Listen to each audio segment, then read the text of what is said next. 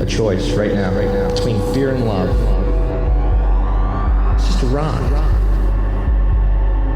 Out of the dark night of ignorance and into the shining light of truth. Expounding reality. A population of citizens capable of critical thinking. We don't see things as they are, we see them as we are. There's a level of reality where everything dissolves into an ocean of energy.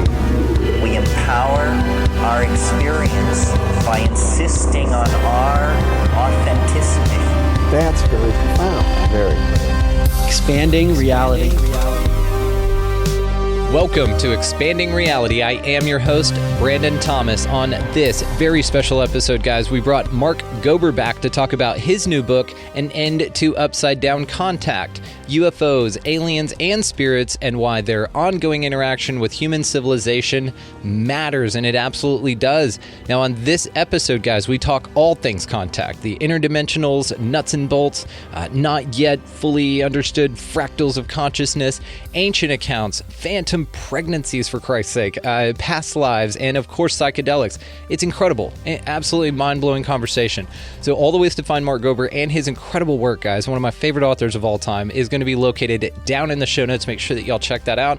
While you're down there as well, check out some of the resource links that we offer. Food Forest Abundance, Get Your Freedom from Fear on. Opus, the organization for paranormal understanding and support. If you want to start your own podcast, we just recently partnered with Red Circle, and that link is down there as well. Could not encourage anybody that wants to start their own show more. Just do it. Do it. It's one of the coolest things. You get to talk to people like Mark Gober. It's insanely cool. Also, while you're down there, guys, check out the link with the Manifester's Guide. Use promo code Expanding Reality, all caps, no spaces, and you get a 10% discount off of the already scholarship offer that he offers just you, the listeners of this show. And trust me, I talked to him. It's the best deal they got, so definitely utilize that if you're called to do that. Now, also, while you're down there, check out the link titled expandingrealitypodcast.com. That's going to be where all the lives are replayed. Mark Gober's been on 2 of those bad boys right there on the front page. Check them out. Also, that's where you can get links to all the socials, merchandise if you feel called to do that, all the Too Hot for YouTube, all of it's over there, guys. Just check out the coolest damn bonus content ever. Sign up to become an Expansive Insider. It's a monthly value exchange, and that's what we do here on the show. If you find the show valuable, click the link down there that says support the mission, and that is what it's all about. The whole sect of the website is just building and growing like crazy, an amazing community. Make sure that you check that out. All right, so let's get to this incredible conversation with Mark Gober. Welcoming to the show with his new book, An End to Upside Down Contact, we have the great and powerful Mark Gober. Dude, Mark, what's going on, man? How are you? Well, Brandon, thank you for having me back. Hell yeah. You have an open invite at all any time. So, dude, your new book's incredible. We have so many damn things to talk about here. Guys, for a little background on him, we're both tennis all-stars. I was in, we shared this, by the way. I was varsity tennis in high school, and then, of course, you were elected the captain of Princeton's Division I tennis team. So congratulations, sir. We'll have to play sometime. So the other thing we are here to talk about is your incredible book. Now, for all of the other ways to find him, guys, I will be linking all of this stuff down in the show notes. So An End to Upside Down Contact. What's up with that? Why'd you want to write on contact, man? I don't really know. That's the way these books go. I just become interested in a topic, and then I'm like, wow, this is really important. I should write about it. I mean, it happened with my first book, An End to Upside Down Thinking, and people said, what are you going to write about next? And I said, what do you mean? I mean, I can't believe I wrote one book. I never expected to do that. And now I've written 4. I continue to say that about the future. So with regard to contact specifically, it's been on my radar for a while. And the term contact, people generally associate with UFOs and extraterrestrials. And that's certainly part of what I looked at. But I looked at contact more broadly with other intelligent beings, basically, whether it's UFOs or non-UFO related. So if you look at it from that lens, when I'm looking at things like consciousness, which I spent so much of my other books and this book looking at, inevitably there are things like channeling, where people literally bring in other beings and then speak the words of that being through their vocal cords, for example, or near-death experiences where they're in another dimension and they encounter deceased relatives and a being of light. So I was encountering things like that for a while. And even in my early days, because a few people have asked me the same question, like back in 2016, when I first started on this journey, before I even knew I was going to write a book, I looked a lot at past lives and past life regression hypnosis, where people would be taken to their past lives with the guidance of a hypnotherapist. And what would happen often is that people would spontaneously remember being having past lives not on Earth, meaning they were not on this planet, and they were also not a human species. They were some kind of an extraterrestrial being. And actually, in my book, An End to Upside Down Contact, I mentioned the work of Dr. Linda Bachman, who I had been studying initially when I was looking at regression hypnotherapy almost 6 years ago, because she had an interesting story where she was a traditional psychologist. She had a deceased colleague, I believe, who then might have communicated with her after he passed away. So it changed her whole life. Then she began doing past life regression hypnosis to take people to past lives with no interest in aliens. And then spontaneously over time, more than half the people that she was counseling were talking about lives not on Earth, and they had very similar traits. There was this checklist she basically developed and ended up writing a book on what she called interplanetary souls. So I give this context because it's not, in some ways, it's not very new for me. It's something I've been looking at. I just never focused on it. But I will say that, my previous book, An End to Upside Down Liberty, came out in the fall of 2021. And this new one, Contact, came out in June of 2022. So there wasn't that much time in between. And there was, I would say, a kind of a pivotal point in maybe January of 22 when I heard some podcasts. There's one I remember about the Secret Space program, which I had heard about before. It's very difficult to validate some of this stuff, but it's like, you hear a few things that pique your interest and then it leads you down a rabbit hole. And when I get in that mode, I realized there's a whole bunch of stuff that I didn't know about. Like I knew about abductions a little bit, but I didn't know about all the details. And I was like, well, I need to understand this more. And other stuff we'll talk about. I realized there was a whole body of research regarding the nature of reality that I had to dive into. And when I go into that mode, I'm reading as many books as I can. I'm listening to lots of podcasts. So I binge shows that are talking about things where I don't feel like I know enough. So like your show, Brandon, I want to thank you. I would just binge Expanding Reality because you talk to guests that I hadn't come across before, and they're experts in their field regarding UFOs and other type of contact stuff, and a few other podcasts like Skeptico, Alien UFO Podcast, many others. And so that's the short version of how this book came about. Yeah, well, and it's amazing. And of course, anything you put your mind on, I'll fanboy out a little bit on you here because you're like my favorite author. So, I mean, just the way that you approach things, and you had me from the intro, shattering consensus reality. Like that's something you've heard me definitely talk about on here a lot. And it's brilliant the way that you do it, just about perception, about the pyramid, about the mind versus the physical, way of experiencing reality, the one mind rather versus physicality. And then the other thing that you did in here was also, I just wanted to thank you real quick because you did mention the show and a couple of interviews with Jen Pinnison and, of course, Serena Faith Masterson, which we're going to touch on here. But thank you very much. I just wanted to say that. And then also, I just wanted to say real quick, I just want to read what you wrote about me here. So it said, Brandon Thomas is the best podcaster ever. This is the most amazing show. Without him, everybody'd be screwed. His interpretations and insight, and it goes on like that for like 15 pages. So thank you so much, man. I really wanted to tell you that. No, but the book is absolutely fantastic, dude. And again, thank you for the mentions and for sending it to me because, of course, torn this thing apart, got a million things I want to talk to you about. The first being what the fallacies, the approach that you took for breaking down this information. And I love the way that you do this because, again, you're damn eloquent in the way that you perform things, but really it's about your approach. And so if you don't mind, man, let's just take it through these things. So fallacy one is that contact is mere fantasy. So why did you put that as number one? Well, let me take one step back, which is why did I even talk about these fallacies? Because when I was researching all this stuff, there's a lot of information, as you and your audience know. There's so much out there. And I have like varying degrees of confidence about all these different things. So I wanted to start with, what do I feel really confident about? That I can say with a straight face that I feel really confident that this is true. And the reverse is the fallacy, because my books are about the end upside down, and I'm looking at the ways in which we're typically not looking at things the right way. So that was my approach. These fallacies is like where I feel comfortable saying, nah, that's a fallacy. There were some other things. Maybe I have a belief, but I can't prove it. These fallacies I feel really good about. So the first one is that contact is mere fantasy. And this goes really to, let's say, my old worldview of looking at life as a random, meaningless universe. And people with that perspective, not always, but many of them would say, well, there aren't other intelligent beings out there. That's just our mind wanting to create meaning where there isn't any. Although I will say there probably are people who might say that we live in a random, meaningless universe and do think that those beings are out there. But the notion that those beings exist and are interacting with us is a bit more far-fetched for people. So I want to say, like, that's real.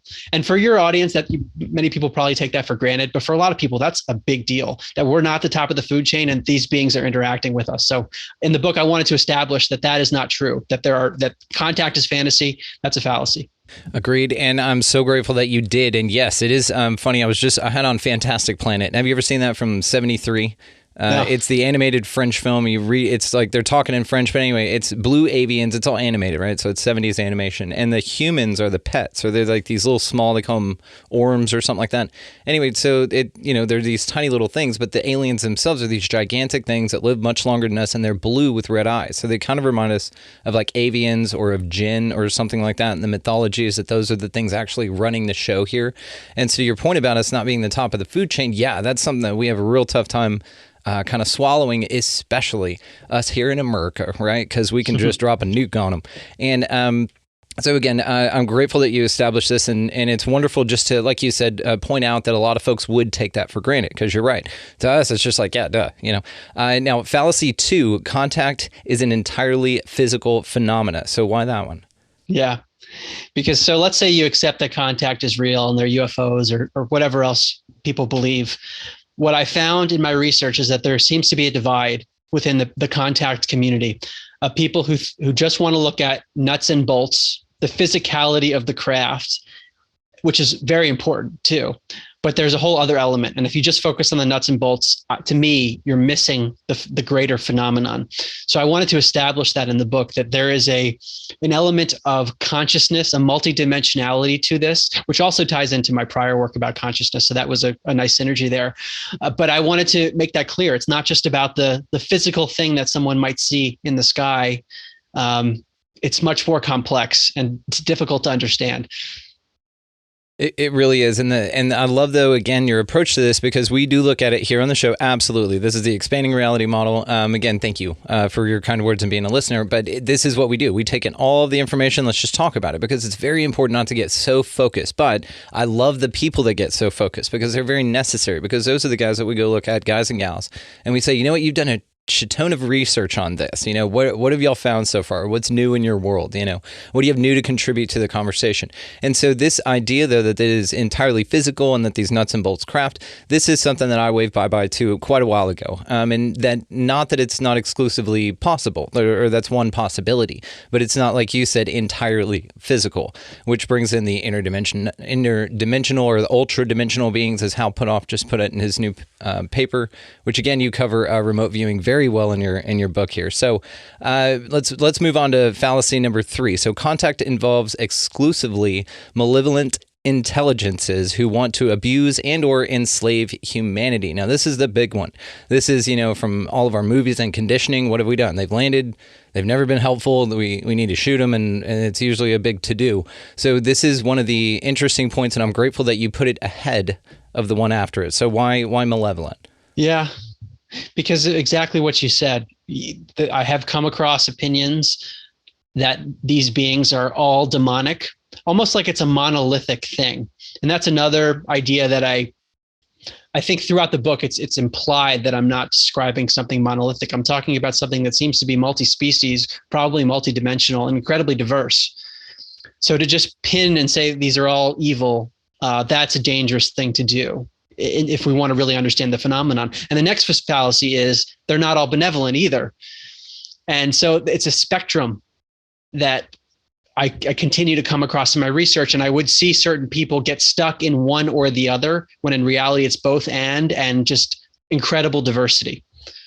100%. Because if you think about also how, somebody interacts with even you, the same Mark, maybe you're having a horrible day and you go and you're just really mean to someone. Well, then that's their interaction with you. And they're going to go, man, I met that best-selling award-winning author, Mark Gober, and he was kind of a douche. But really, you're not. You were just having a moment. You know what I mean? And so to aliens or any kind of contact as well, maybe they're just having a bad day. Or maybe that was just the type of species that wanted to visit you, or, and we can get into motives and all that stuff, but it's all speculation, and wanted to visit you and check on you or whatever, and that was just your role in that, in that exchange there. And so it seems that, it's not exclusively any of these things, which again is so important that we do take for granted, because some folks can get skewed by their perception of things and not really look at the big picture. Because really, like in NDEs as well, and you point this out in your book, they're a very small percentage. Bad experiences and near-death experiences, psychedelic experiences as well, I'll just add that one. And then, alien contact or non-human intelligences, it's a very small percentage of negative or, not good, or it didn't feel good, Travis Walton type cases. So it's a very important distinction, and I'm grateful that you made it. So what's your kind of overall take on, intent? Do you have, any ideas? And again, feel free to speculate wildly. You know us here. Yeah, this is speculation now.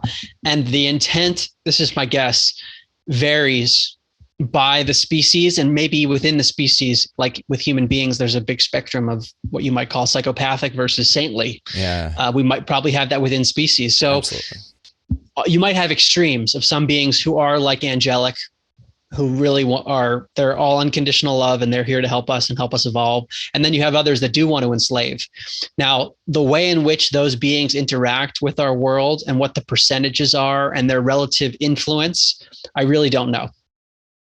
It's hard to say, because some people you don't let you remember. Like, we've probably all been abducted. It's just, some people don't get to remember, or there's the screen memories, which you eloquently put in your book as well. I completely agree, dude. So we're on to 5, because yes, it's the inverse of malevolent and benevolent, and we completely agree. So contact is an exclusively recent phenomena, and this is something very important to point out. So why? Yeah, well, especially in the news today, we're hearing much more about UFOs. It's becoming a mainstream topic. And since World War II, there have been many more reports. And really, since the advent of airplanes and flying crafts, we've had more reports, and maybe some of them are not actual alien crafts. But there could be this perception that, this has been going on for a relatively short amount of time. But if you look back in history and look back at even some of the ancient mythologies and biblical texts, what they describe, if you say, maybe let's say they're not talking about fiction, they're actually describing something that happened. Wow, that sounds a lot like what people are describing today with their interactions. So maybe this has been going on for a long time. And I think there's a lot of evidence to suggest that's true. Yeah, could not agree more. And some of the cases you point out, of course, are biblical passages, Ezekiel's wheel, the Bible, the Quran even has some accounts that could be interpreted as UFO experiences, which is cool. And of course, petroglyphs, cave art. All of that is very important to put into context. And of course, paintings. We've all seen those awesome paintings of like the, Mother Mary and she's holding Jesus. There's a UFO right outside the window, like beaming something down into her. It's like a damn UFO. And there's all these, the Nuremberg woodcut from like 1554, 52, I can't really remember, but it's got all of those, craft in the sky. I mean, it's got, it depicts like what have been reported as like the cigar shaped thing, which may come from the secret space program, by the way, which is really cool. And, all of that. And there's this huge battle, and like thousands of people saw it. It fell on houses in the town, and it screwed a bunch of things up and killed people. And it was an extraterrestrial battle in the 1500s. And so it is cool, that somebody reported stuff like that. I think it's fantastic, man. And so again, you point out wonderful examples in the book. Guys, check it out for sure. Going to be linked below. Now, fallacy 6, of course, contact is a fringe phenomena that does not play a significant role in the direction of the human civilization. So what's up with that one? So this is a fallacy that I think is the hardest one to prove of the 6, but I do feel like it is a fallacy. In other words, I don't think this is a fringe phenomenon, meaning that whatever contact is happening, benevolent or not, it's having a significant impact on our world in some way. And it becomes more speculative in terms of how that's actually happening. But the point is that it's not fringe. This is an important area of understanding everything in our world. Because I do notice that some people, they might accept the reality of UFOs and say, oh yeah, of course there's other intelligent beings in this huge universe. They might have that perspective, but it's kind of this fringe thing. And there's some loony people that have had these experiences, but it's not really impacting our world. We have our own problems to deal with. I think there's an interplay, though. These beings are somehow influencing our world, and they might even have a stake in what happens. 100%. Now, I will say that I think that things like imagination and imaginary things have a real impact on our lives. And I agree with you. And this is the direction I look at it. As I say, it's made a massive impact on my life. You and I are sitting here getting to talk about it. And so it's made a real physical impact in life. But the impact that it makes even on us that want to entertain the thought that don't have cognitive memory or recall of being abducted myself, it seems that it plays such a cool role in connecting so many different pieces of the puzzle that, keep eluding everyone. But at the same time, the impact that it does make, like you said, it's not a huge one yet, but it's very just like the contact phenomena itself. It's very grassroots. It's very personal. It touches you. And that's something I definitely want to talk to you about, is the subjectivity of contact experiences. What have you learned about that? Well, it's critical because there is a lack of direct physical evidence. And I do talk about some examples of it, but it's much harder to come by. And for many skeptics, it's not sufficient for them. But there are many people who have had direct experiences and their lives have been dramatically altered, very similar to what happens after a near-death experience. And actually, Kenneth Ring wrote a book called The Omega Project in 1992. He's a psychologist from the University of Connecticut, and he was looking at near-death experiences, and he's well known in that space. But he decided to compare what happens to people after near-death experiences relative to UFO encounters, including alien abductions. And he found that there are many similarities in terms of the way that the experience impacted them, even though the experiences themselves were very different. So, for example, people tend to become more spiritual afterwards. He clarified more spiritual, not religious. Yes. They might even have Kundalini awakenings. But that's a deeply personal thing for to happen to them. And it transforms them in a way that they typically can't describe adequately to people using language. There's an ineffability to it. And that's one of the big challenges in all this. As a researcher, but as just anyone who's curious to know about the phenomenon, we're often relying on what someone experienced. And that relies also on their memory, not only their ability to use language, but their memory. And as you were alluding to, Brandon, we might have all had experiences and don't remember it. Like, what do we really know about what's happened beyond our conscious memory? Who knows? I mean, I talk about this in my other books, like with regard to past lives. The implication is that we all have amnesia. Yeah. That is crazy if you think about it. Basically, there's a memory block, and maybe it can be unlocked through certain things, but most of us have this block. We had a life, many lives, and we do not remember them. And yet maybe we are affected by those lives. We might have certain fears or things that we prefer because of those past lives, and we don't remember the specificity of it. So getting to your question about subjectivity, we have to rely on people's accounts. So they might not even remember everything. Yeah, 100%. In the witness case, eyewitness testimony is the least it's the least reliable in court cases because of the way that people interpret their memory, especially from that hypersensitive state. If there was something traumatic that was going on and they're being asked to recall that, that's very tricky for a lot of people to do accurately. And again, like you said, not only the use of the language, but also their ability to recall. And who's to know what they saw, or if they saw, or if what they can tell you that they saw is actually what they saw. And you bring this up in your book as well about the screen memories. And so tell me what you found out about screen memories. Yeah, I mean, this stuff is huge for thinking about everything, not just contact. Yeah. But what appears over and over again, and I want to clarify before going to the examples, because the examples probably will sound insane, maybe not to your audience, but to people who haven't heard this before.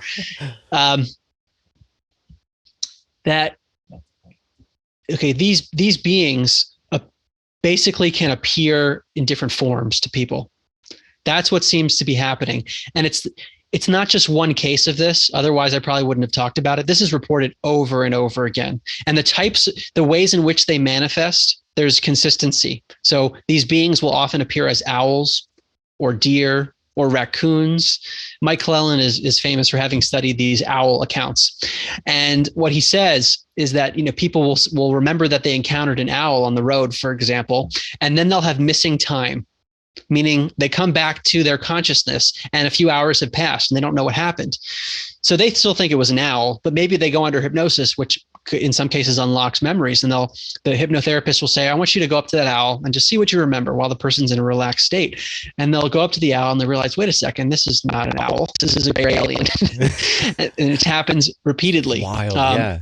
And even John Mack, who I talk about it a lot in the book because he's a highly credible person, head of psychiatry department at Harvard. He passed away in 2004, Pulitzer Prize winner. You cannot be a more credible person. And he says these alien beings appear to be the consummate shapeshifters, meaning that they can change their form. And that's what he gathered when he talked to many, many people who had been through these abduction experiences. And he concluded that they were not psychotic largely, that something actually was going on. So what does that mean for everything in the world? If it basically means that there is an intelligence that can change the way it appears to us. So then how do we know that anything is what it is? We really can't know. If you want to be truly skeptical about this, we don't actually know what we're looking at. This is one of my favorite and most trippy things. Like, if you guys are driving, just settle down. It's this. It's that, nothing is what it is. Like, who knows? Who knows what the hell is going on? I'm always, saying like brain in a vat somewhere being sent electrical signals. That could be what's going on. And so you're absolutely right. And so this idea of, and I had Dr. Michael P. Masters on. He wrote an awesome book, Identified Flying Object. You're familiar, of course. And so when he was on, we were talking about, the possibility of it being like mimicry. Like in nature, we find that a lot. Now, octopuses are crazy about this, and there's conjecture that they're actually aliens anyway, the blue blood, the 3 hearts, all that cool shit. And then you have things like the moths that will have owl eyes on the back of them. That's the predator of the thing that feeds on them. And so this type of like mimicry or this camouflage, this aspect is very interesting, and it seems like we can't, or we don't know that we can yet. And so the fact that you mention it is very important, I think. And so another thing that I wanted to mention is David Jacobs. You wrote in here about, of course, when he met Bud Hopkins in 82, that's when I was born, no big deal. You talked about in his 1998, his second book, The Threat, that the book focused on an alien hybridization program. So this is another way that perhaps these things can blend into our society or, just walk among us, because this is what he was talking about. He said that perhaps hybrids would start blending in with our society and just kind of walk among us. So this idea is not only super dope, but also super terrifying. So what do you think about hybrids, man? Yeah, well, I think hybrids are real and that there is a hybridization program. Cool. This is something John Mack also said. I like to start with him as a Harvard guy, but David Jacobs, a Temple professor, Temple University. So what is the hybridization program? This is actually something I was not as familiar with until I started researching for this book. I had maybe come across it, but not in a serious way. And I realized this is fundamental to the phenomenon. Yeah. And what people report when they're abducted, and when I say abduction, I mean a person reports being taken aboard some kind of a craft, and typically they're operated on and they have sperm or eggs extracted or they're inseminated. There's a highly sexual aspect to this. And often there is discussion of hybrids, meaning that their genetic material is used, the human being's genetic material is used and blended with this alien species to create a hybrid that's part alien, part human. So I want to establish that this is reported all the time. John Mack talked about it too, David Jacobs, many others. This is sort of just common knowledge in the space, but the interpretation of it, people have very different opinions on it. So John Mack, I quote him in the book where his opinion after having talked to all these survivors of abductions is that this is in an evolutionary insurance program, that there are indeed hybrids that are being created, but it's sort of like, well, if we blow ourselves up, then the planet can be repopulated. Maybe other planets can be seeded with these hybrid species, but it's ultimately a benevolent thing. Another, David Jacobs has a darker take. Now, it's interesting the time frame here. John Mack passed away in 2004. David Jacobs, what he reported is that what people told him after their abductions started to change over time. So his most recent book, Walking Among Us, came out in 2015. So I always wonder what John Mack would have said. John Mack was more on the benevolent side of all this. He did say it could be very traumatic for people, but if they integrated it properly, they could have a spiritual awakening in a sense, because it was so reality and paradigm shifting. But even he acknowledged this was a very traumatic thing when people are taken, outside of their will, although that's a separate topic because at some level people might have agreed before birth. We can talk about that later. Yeah. But it didn't seem voluntary to many of them. That can be very traumatic for people. And he said, if they didn't integrate it properly, it could be damaging to the person's psyche. So anyway, this is a long way of getting to David Jacobs, who what he started to find in people he talked to is that the program was about, this hybridization program is about planetary takeover, meaning that the hybrid beings would be created using complex genetic modification, I guess, such that the beings would be indistinguishable from humans, but they would have the mental capacities of these alien beings. And what he described is that many of the beings lack empathy, which for a human, we would say that's psychopathic. Yes. But it's sort of like they have this lack of empathy and also ability to control humans' minds and telepathic abilities. So they've got all this mental stuff going on, and yet they look like humans. And what David Jacobs talks about in his books, I mean, especially his book, Walking Among Us, it reads like science fiction. That's what's hard about this stuff. He's quoting, these are transcripts of what people are telling him, how they were tasked with training hybrids on how to be more human and teaching them about society, like basic things, eating, just you name it, the most basic stuff that they wouldn't know because they don't live here. He talks about these hybrids actually living in people's apartments so they can acclimate themselves. Now, I mean, he doesn't have a great solution at the end of the book. He thinks this is absolutely what's happening. He doesn't believe in some of the benevolent stuff. He thinks this is absolutely planetary takeover. These beings have done this before, and he doesn't really provide a solution as to what we can do to help. Now, I better pause there because that's his perspective. Not everyone agrees with it. I'm just reporting what he's talked about. It's a great account. You're absolutely right, because there is, just like this entire place, whatever the hell this thing is, duality seems to, you can't escape duality in any corner of it. And so even in the phenomena, no one can agree on anything, which that's fine. I mean, we don't need to. But really what's interesting is that the cases are really those two juxtaposed. It's either super, super awesome and dope and you come back amazing and awesome, or it taught you something in the form of a horrible lesson, or however you want to perceive it. Now, the issue I think a lot of people have with it was one, which is one I have as well. Now, I don't know what my soul decided to do before I came here, but I do know that I'm probably not okay, with someone just snatching me up and then, doing whatever they want to me or whatever. I'm like, bodily autonomy is something I'm a big fan of, and I wouldn't be too kindly to the understanding that it wasn't true. And so I think that, maybe that's why they don't let me remember. Maybe I go kicking and screaming the entire time because it's just like, I do what I want kind of a thing, And so this idea that you're like it's called abduction, you're going without your will. And I'd rather, and then when we talk about screen memories and what they can make you perceive, perhaps they make you perceive it as an incredible experience.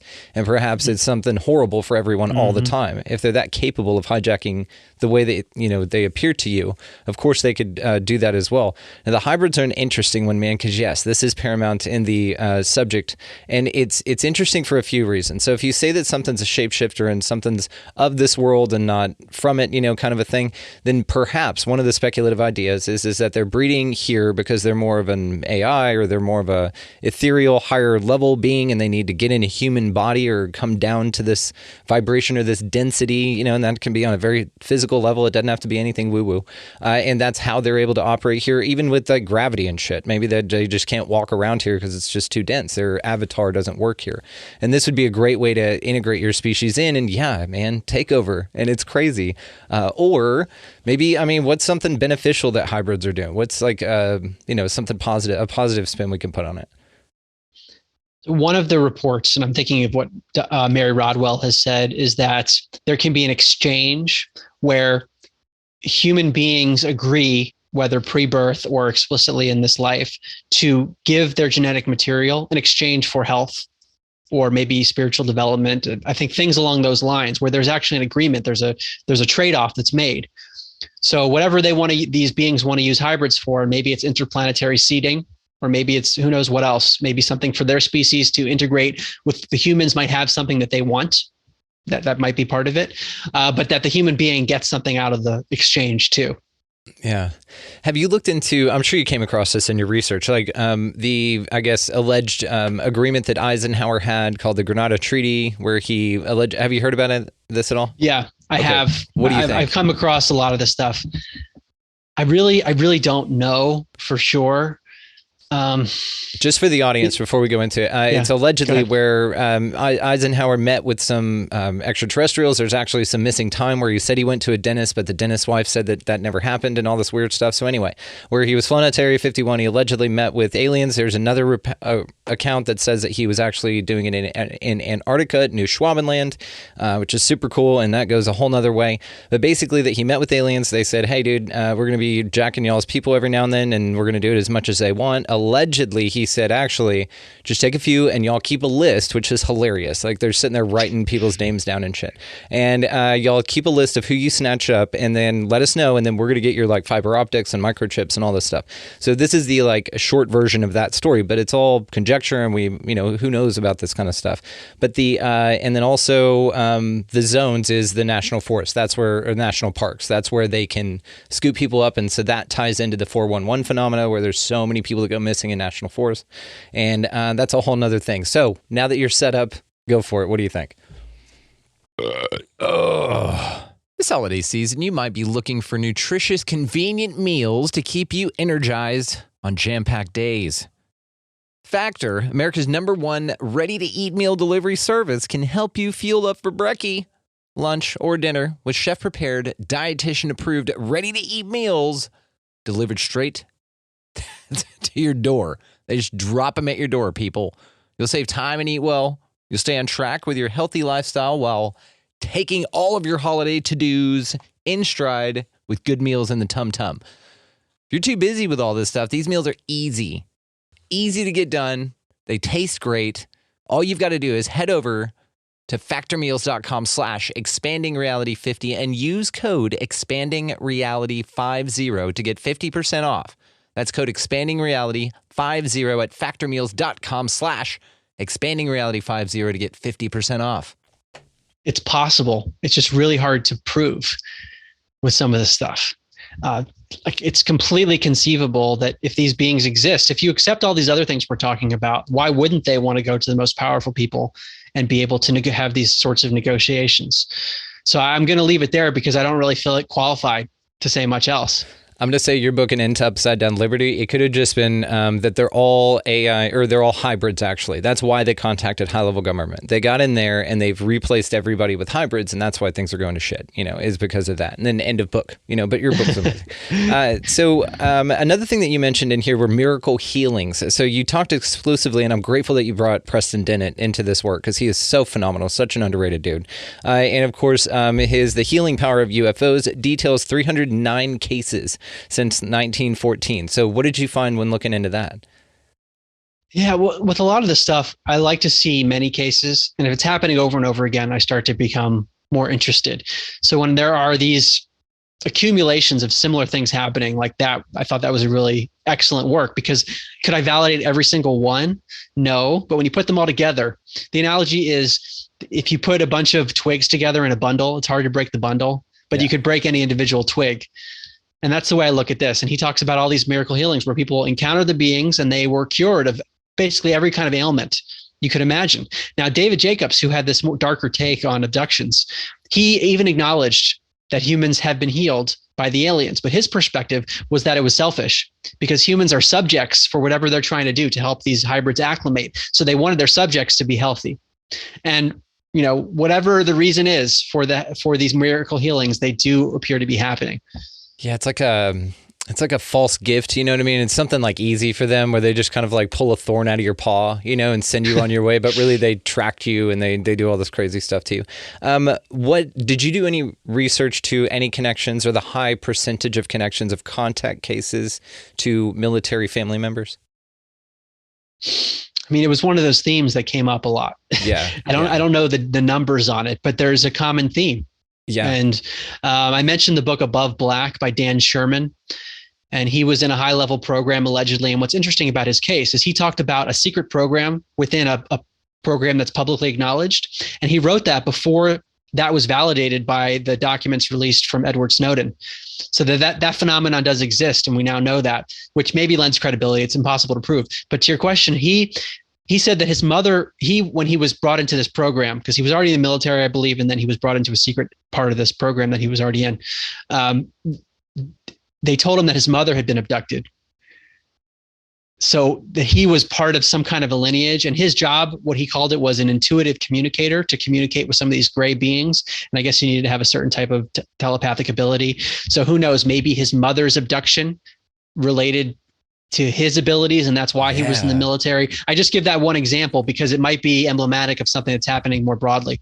Well, it's so interesting because, of course, you'd want any type of extraterrestrial, non-human intelligence involvement to be something in a military family, because you're living on base. You're much more controlled and controllable, and monitorable, which also would kind of hint at some kind of cooperation, which is very, very interesting. Now, another, of course, military man that you, again, so graciously pointed out in your book, Jim Penniston, dude. So what made his story so compelling for you?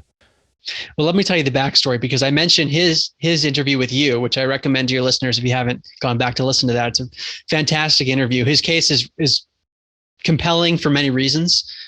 And when I was early in my research on this, probably in the January timeframe, that was one of the early interviews that I heard when I decided I want to learn more about this topic, not even thinking I was going to write a book yet. It was, let me start binging. And I was looking for your interviews where you were talking about UFOs, and Jim Penniston might have been the first or second one. So his story, and you can fill me in on the details if I missed something, because he's got a 700-page book out. He does. That it's documents amazing what happened with him. So it's called the Rendlesham Forest event. That's what it's popularly known as. This was in 1980, and there was a craft, and he's in the military and was tasked with going out to see what was going on with his craft in the woods. And he touched the craft, which you don't hear very often. No. He saw weird symbols on it as well. But so that night, he had zeros and ones flashing in his mind, and he couldn't get them out of his head, and he couldn't sleep. So he said, I need to just write these down. So he ended up writing down 16 pages worth of zeros and ones in his journal. Fast forward 30 years. He was on the set of a documentary, and one of the journalists who was on the set with him saw him flipping through his journal and said, wait, you need to stop at that. When that journalist saw the zeros and ones, that's binary code. We need to look into this. So then he decoded what was there and found that the 16 pages of binary code relate to sacred sites on the planet, often associated with pyramids, like the pyramids of Giza and a bunch of other places around the planet. And there was a message that they decoded. I don't remember the exact words, but it was something about the evolution of the continuation of the evolution of humanity. I've got it from your book right here. Exploration of Humanity, a Continuous for Planetary Advancement. And that's what the ones and zeros, again, with all of the pyramids that you talked about, again, on major ley lines too, by the way. I'll mention there. Mm-hmm. Awesome. Absolutely awesome. Yeah, he said that when he touched it, he just thought he'd rock it a bit, like a Cadillac or something, because he didn't know if it was on. And just like the hubris, I was like the chutzpah of you just to walk up and touch this damn thing. And yeah, he said he couldn't sleep, but it's a phenomenal case, and it's so fascinating. And he said that 703-page book wasn't even the complete story. There's more he could have told on that, and I believe him. So I want to ask you about a few other ancillary phenomena that have to do with contact, but that still fall into the contact, arena, because of course Hynek's delineations or whatever. Now, when you talk about contact, have you gone on, or would you be interested in doing any CE5 stuff? Because I know some folks. That'd be fun. Yeah. So CE5 is basically induced contact. That you can get together as a group and put your mental intention in the same place and basically summon these beings. I am personally very cautious regarding all of these beings. And it probably comes from a lot of the early spiritual research I was doing. One of my big influences was Dr. David Hawkins, who I never met. He passed away in 2012. And he's known for the book Power versus Force. Actually, that's my least favorite of his work. Some of his other work to me is like top notch. He has a book called The Eye of the Eye, the second one he wrote. His third book is just called The Letter I, Reality and Subjectivity, one of my favorite books of all time, but it's super dense and thick.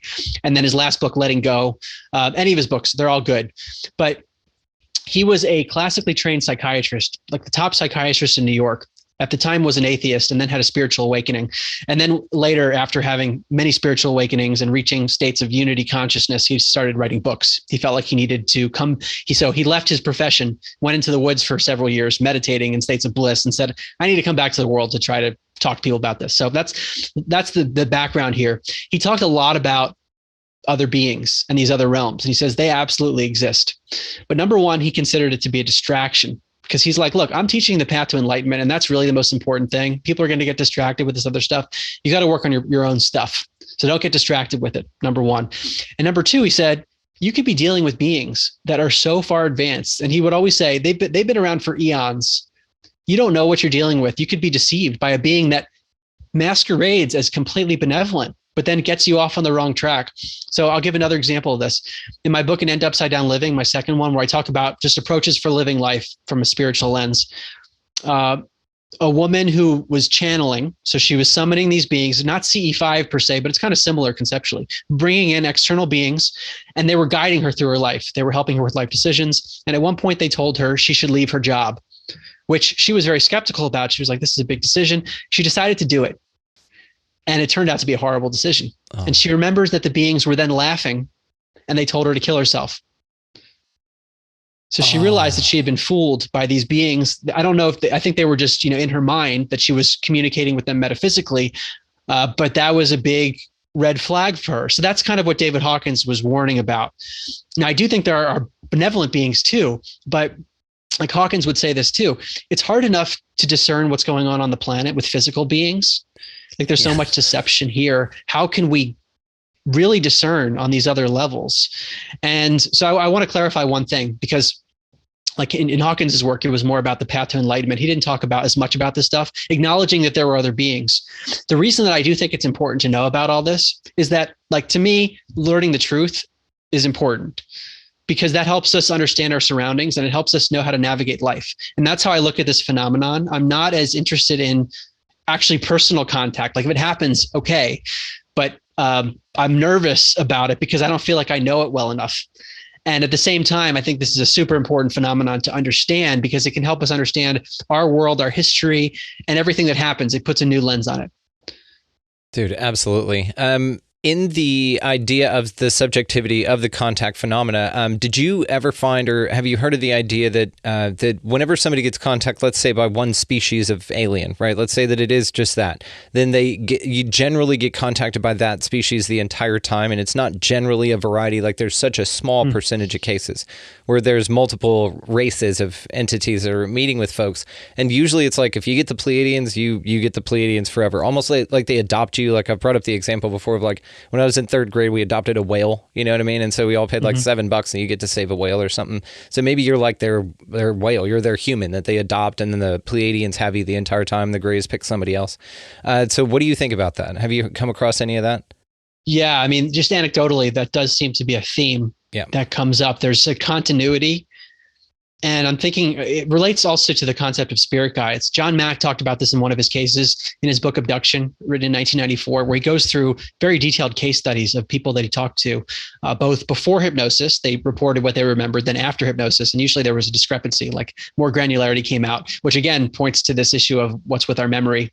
But there was a case he talked about where the alien beings, one of the women that he was advising and helping through this process, she was trying to process her alien experiences, but this being had helped her through past lives as well, this alien species. Wild, right? So there's something going on. There's like maybe a galactic heritage. And now I'm getting into the really speculative stuff that I've heard, but I could never prove, that maybe we have galactic heritages from our past lives, and those beings that are guiding us and maybe even abducting us or just contacting us are related to those past experiences. Yeah, like you're just taking a break from being a glip glorp on XV7 to come, hang out and just chill on Earth for a little while. Like this is relaxed time for you. And you're like, okay, well, when this is over, I'll join you guys back over there.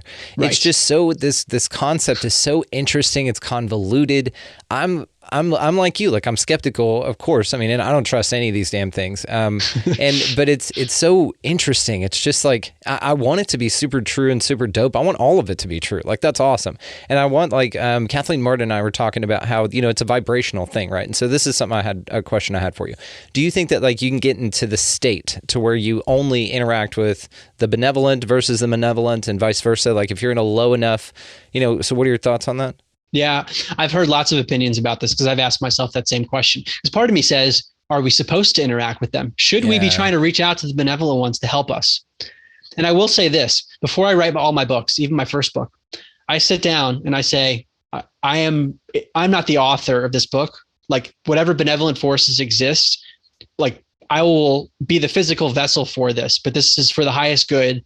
Help me to do that. Yeah. So there is the part of me that is contacting in a way, but it's a little bit, it's different. I'm not like trying to summon something in the sky. I'm not asking for that directness, but I'm acknowledging that whatever intelligence comes through all of us is not me, the ego.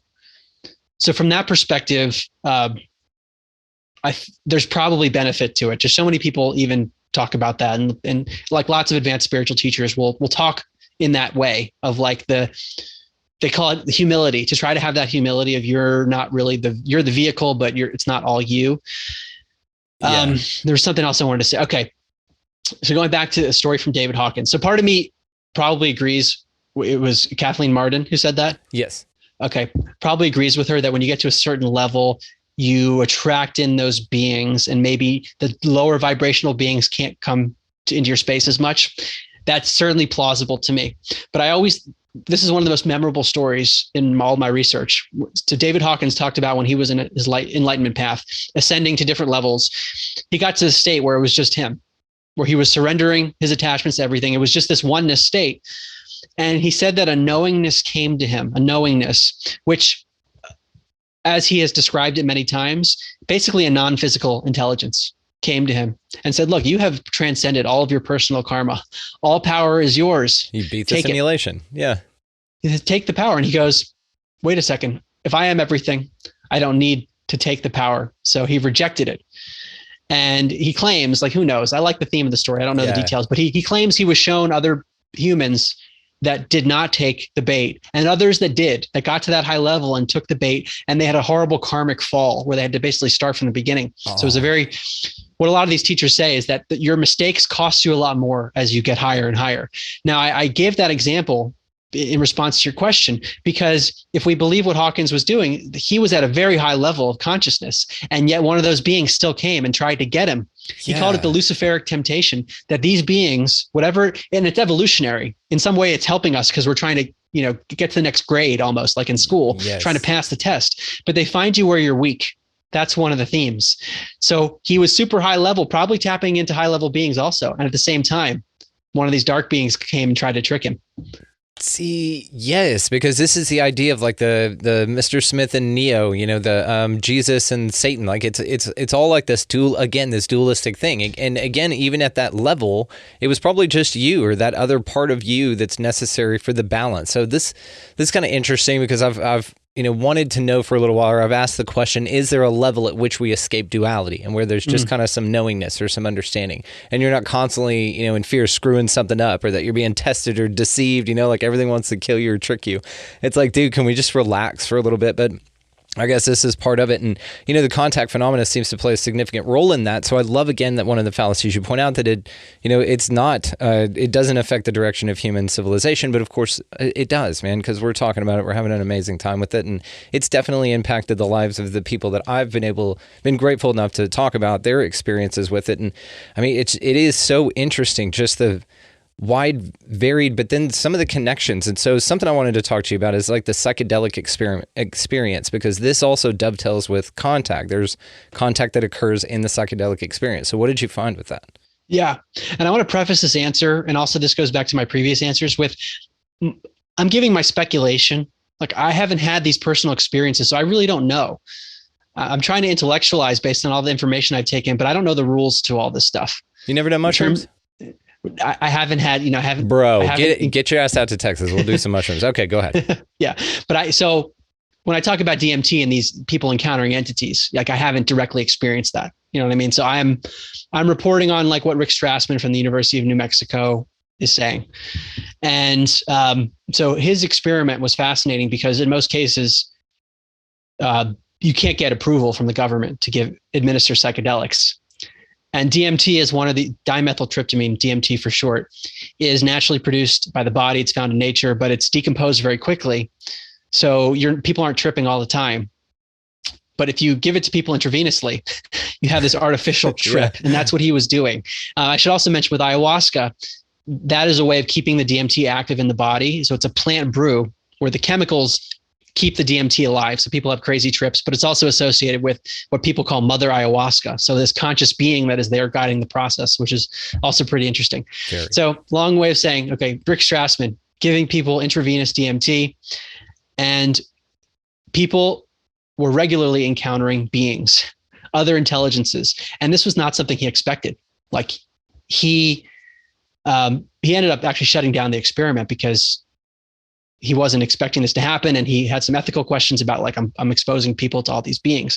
But one of the things I encountered in my research, which I was not expecting, is that many people reported having abduction experiences, meaning the same thing that John Mack was hearing from his subjects.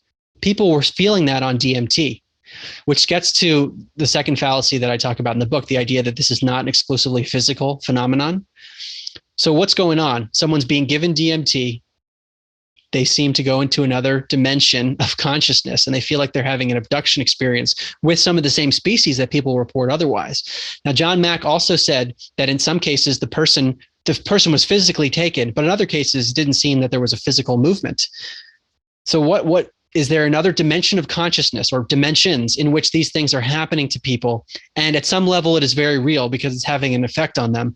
But it's not real in the way that we consider this reality to be real. It's like there are different levels of experience, and DMT might be a portal. That's how I look at it, that these psychedelics are portals into different dimensions of reality in an almost uncontrolled manner, in that, like relative to meditation, for example, that's a bit more controlled. With the psychedelic substance, it's going to happen to you whether you like it or not. You might have a certain mindset that people talk about set and setting. But it's going to take you where it's going to take you. And people experience beings. They definitely do. And most of the time they're very helpful. They're always helpful, right? Even if they scare the shit out of you, there's still value in that. So, and whenever you talk about, the DMT specifically, how there's, these machine elves that they talk about, these other entities that are there. And, one of the things I think about whenever is this theory that, psilocybin mushrooms are actually an entity themselves. And so they actually hijack your consciousness in a really interesting way.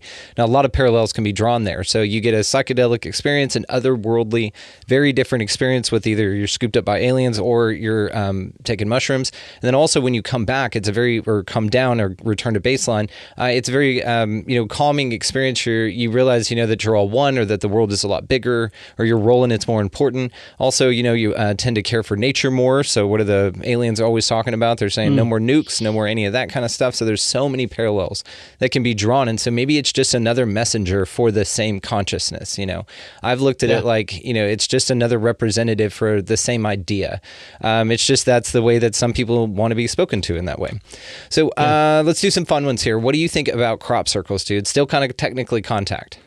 Yeah. I mean, it came up in my research. I don't know as much about them.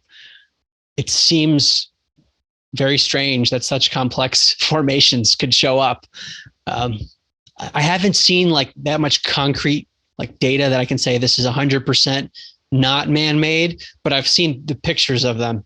And given what we know about what these aliens can do, and I have heard some people talk about energetic properties when you enter the circles, and there's some other weird stuff with the actual, the biology of the plants. Yes. That's there. There's some weird stuff going on. So if I had to guess, probably some kind of advanced intelligence. It's crazy too, is the seeds yield more. They stick around, but it doesn't. So the same image won't get snow on it. So snow will fall all around the crop after it's harvested, and everything in that pattern will be almost burned into the ground, but with no null effects whatsoever. I got to get you in touch with Gary King. He is amazing. Been in over 900 crop circles. He's a fascinating guy. Okay, so what about Roswell? We're coming up on the anniversary of that. What do you think? Yeah. Sounds like the government lied. That's what it sounds like. Now, what exactly happened? I don't know. I mean, Edgar Mitchell. So I'm on the board of Edgar Mitchell's Institute of Noetic Sciences. He's the Apollo 14 astronaut. I never met Edgar Mitchell, but he had one of these experiences on his mission where he felt the unity consciousness. So he wanted to form, it's called ions for short, to be able to study phenomena of consciousness. And I mentioned Edgar Mitchell because he grew up in Roswell, New Mexico, and he was not there during the incident. But when he came back to the town after college, he would talk to people and they would say that this was an alien craft. So that's my guess. And a lot of smart people seem to think that's the case. So if I had to guess, there was some kind of intelligence there. For sure. And, Lynn Miller, who we were on that contact panel together for, she's a member of the Noetic Scientists, as well as her co-author, Barbara Mango, who couldn't make it that night. She sends her regards. They wrote a book called Convergence. It's fascinating. So same thing. So we know some mutual colleagues here. So what do you think about, so I wanted to ask you about phantom pregnancies. So you have this, Mary Rodwell points this up. She calls it the missing prego syndrome. I put the prego on there. Missing pregnancy syndrome. So what do you think about it? It's pretty wild. Like that. Now we're talking about like virgin births and stuff like that, dude. Yeah, it's wild and at the same time compelling, because these cases have happened, and they've even happened to women who are lesbians.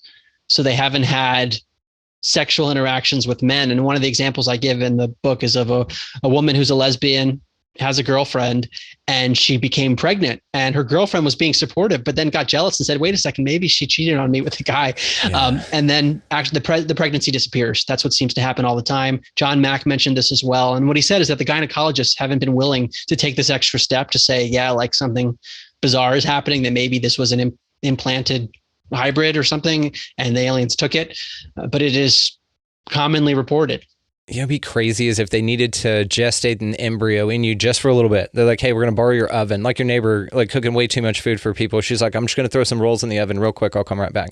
Maybe they just bake it in your oven for a little bit and then suck it back out when it's at a certain developmental stage, and they need that human interaction, heartbeat, all that. That might be part of the hybrid process. I don't know, man. Speculating wildly, and we love doing that. But the phantom pregnancies are crazy. What do you think about these stories of UFOs and Nazis? That there was contact by... Yeah. I have looked at, I didn't write about this in the book. I mean, I've looked into it. Michael Sala has written a lot about this phenomenon. It's certainly possible. I don't feel like I'm well enough versed on the history of post-World War II Nazis. And, the theory that they were in South America and Antarctica and all that stuff. It's all related to that. And I've heard the theory that the 1952 sightings in Washington, D.C. might have been related to this advanced craft. So I'm going to put this in the I really don't know category, but it's certainly plausible, especially if you believe what some people say who claim to have survived from the secret space program.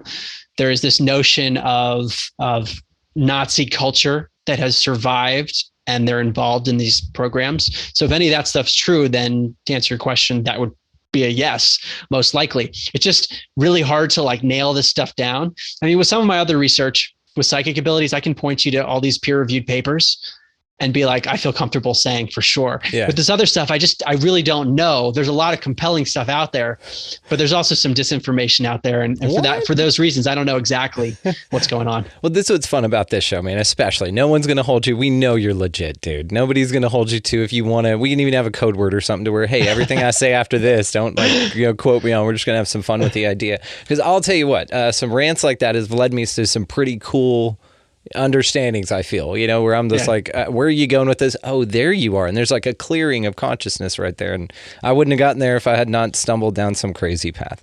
Well, so, let me add, Brandon, that with my research, I'll go down the rabbit holes. Oh yeah. I'll read all the stuff, I'll research it. But in terms of what I'm willing to say, I conclusively think is true. That's, it doesn't meet the threshold sometimes, but there's some compelling stuff. Absolutely. This is this whole show. This is all I do. I just talk shit, and it's great. Yeah. So let's touch on disclosure, and then I'll probably let you run here, man. So disclosure, man, how does contact affect it? And what do you think about disclosure, dude? I just don't trust what we're being told. That's my summary. Because if you look at history, why would you trust anything that the government's doing? They're telling us things that they feel. This time though, dude, it's this time they're telling you. Right. Yeah. So the question is why? Because something's changed even in the last year that this is a mainstream topic. I mean, I couldn't believe it. The Wall Street Journal mentioned my book in an article about Putin and the UFOs, which tells you something, because my book talks about some crazy stuff. It's amazing. And they're willing, right? They're willing to talk about UFOs in a mainstream capacity. Why is that? Is it preparation for something? I know people speculate that there's some kind of false flag. I don't know where the idea, and correct me if I'm wrong, the idea is that there would be a staged alien invasion and it would be viewed as a threat.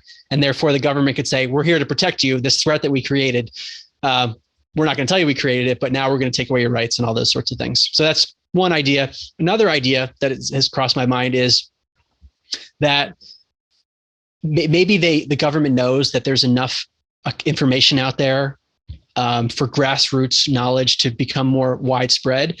So by dribbling out information, they won't seem like they're so dishonest. It won't be as much of a stark, oh yeah, aliens are real. It's kind of this dribble to warm people up.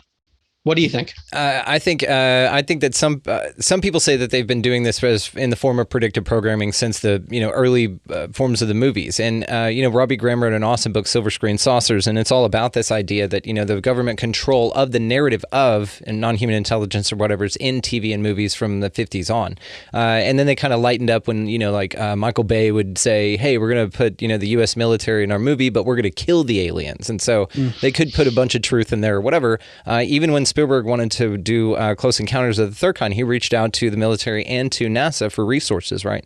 And they both told him no, and then NASA actually wrote him and said, do not make that movie, right? So there's kind of this apprehension of the consciousness surrounding it. But now that, like you said, I do think that the cat's kind of out of the bag with it, and that there's so many people questioning it in a positive way to where I think that the scare is over, as far as letting people know, but I think they're not done scaring you with it yet. So I do agree with you that it's probably a false flag type of a thing is what my if it's left up to them, yeah, man, that's what they're going to do. They don't do things, you and I are under the same impression with daddy government there. But it seems to me also with Sergei Manass's work from the 90s. I don't know if you've heard of his book, Project Blue Beam.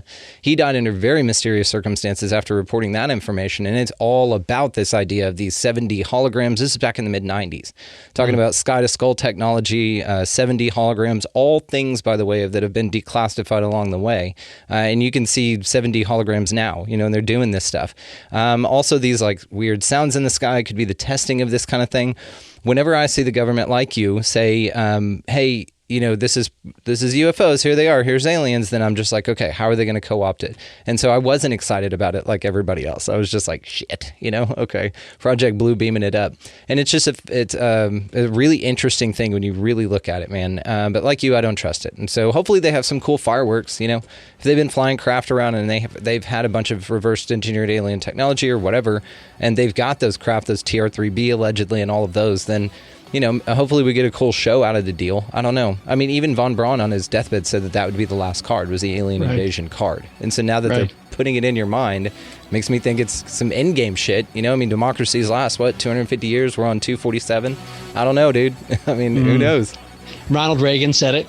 What was the quote that we would need something to unite us at the 89 at the 89 UN meeting, where he said wouldn't it be amazing if an alien civilization was threatening us from outside, how well we would all band together and forget our differences. They're already planting that seed in your mind as well. Damn. Well, dude, Mark Gober, I could talk to you forever about this, but I'm going to let you run, Bubba. But guys, and into Upside Down Contact and all of the ways, of course, to find him are going to be located down in the show notes. Love the shit out of you, man. Thank you so much for this. This is awesome. Thank you. Thank you, Brandon. Want to take a moment and thank Mark Gober for coming by and hanging out. One of the coolest dudes ever. Easily one of my favorite authors, guys. All the ways to find him will be located down in the show notes. Definitely pick up and end to Upside Down Contact. It is fantastic. We just scratched the surface on this conversation here, guys. So definitely check that out. While you're down in the show notes checking that out, also take a gander there at our resource links. We have Food Forest Abundance. We've got Opus, the Organization for Paranormal Understanding and Support, as well as we just recently switched our hosting to Red Circle. So if you guys want to start your own podcast, could not encourage you to do that enough. Check that link down there titled Start Your Own Podcast. That's it. It'll take you to Red Circle, and could not, again, recommend them enough. So also down there, check out the Manifester's Guide. This dude changed my life, and he's offering you guys a stupid sick deal just for listening to this show and engaging. So the link down there is for a sponsorship that he's got just for you, the listener of this show. And trust me, I know his other offers. This is the best damn one you're going to get. Also, he's even sweetened that deal by at checkout, type in Expanding Reality, all caps, no spaces. Gives you another 10% off that already stupid sweet deal. So check out the Manifester's Guide and all of our other resource links, guys, located down there in the show description. While you're down there as well, go ahead and check out expandingrealitypodcast.com. That is the mothership for this whole group of extra ultra terrestrials that we've got going on here. And it's got all the cool things. It's got replays for the lives, which Mark Gober has been a part of 2 of, and they're up there on the front page. Also, the Too Hot for YouTube stuff. as well as links to all the socials and merchandise and blah, blah, blah, all that stuff. But while you're over there, sign up to become an Expansive Insider member. This is a wonderful way to show your support for the show that is just here to expand your reality and encourage everyone to ask more questions. That is a wonderful way to do it. There's a ton of bonus content that's offered there in the form of bonus episodes, collaborations, panel series. We have an incredible panel series going on over there, guys. So I'm just super excited about the bonus stuff. But that's a wonderful way, like I said, to be a part of an aligned community, and it's incredible. We have a goal of 1,000 members. Help us reach that goal. This is also a value for value system. So if you guys feel that you get value out of this show, out of the guests, out of the incredible conversations, and we're expanding your reality in any way whatsoever, feel free to go down there in the link that says support the mission. And that is a great way for you to be able to invest in the show that just wants to make sure that you're asking questions and that your mind's blown all the time. That's what we're here to do. So enjoy it. So support if you feel drawn to do that. Again, invest in us. We're investing in you like crazy. So, it's a beautiful value exchange system there. All right, guys, go out into this incredibly beautiful place, whatever the hell this thing is. Y'all pick up a piece of litter. Be nice to everybody that you come across. Go ahead and, buy somebody in line around you a coffee or a meal. Something small goes a huge, huge way in the ripple effects in the collective. It's insane to watch, and it's a joy to participate in. So make sure that you're taking advantage of that if, again, you feel aligned with that. Also, get the hell out of the left-hand lane. That's a huge pain in the ass. You got somebody behind you wanting to pass. And beyond anything else, guys, go out into this incredibly beautiful, mysterious, mind-blowing place, whatever the hell this thing is. And y'all just be good to one another. Thank you so much for listening, for watching, for engaging, and for being so damn awesome. We'll see you next time.